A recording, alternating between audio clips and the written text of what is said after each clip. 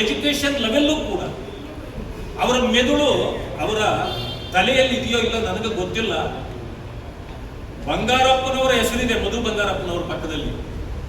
ಬಂಗಾರಪ್ಪನವರಿಗೆ ಈ ರಾಜ್ಯದಲ್ಲಿ ಬಹಳ ಗೌರವ ಮತ್ತು ಅವರ ಬಗ್ಗೆ ತನ್ನದೇ ಆದ ಅವರು ಮಾಡಿರತಕ್ಕಂಥ ಕಾರ್ಯಗಳು ಇವತ್ತಿಗೂ ಅಚ್ಚಡಿ ಇದೆ ಉಳಿದಿದೆ.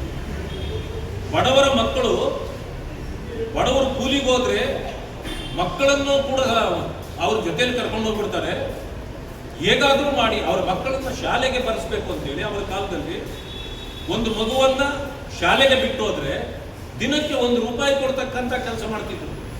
ಆದರೆ ಅವರ ಮಗ ಯಾಕೆ ಈ ರೀತಿ ಮಾಡಿದ್ದಾರೆ ನನಗೆ ಗೊತ್ತಾಗ್ತಾ ಇಲ್ಲ. ಅವರಿಗೆ ಎಜುಕೇಶನ್ ಬಗ್ಗೆ ಕಾಳಜಿ ಇದೆಯೋ ಇಲ್ವೋ ಗೊತ್ತಿಲ್ಲ.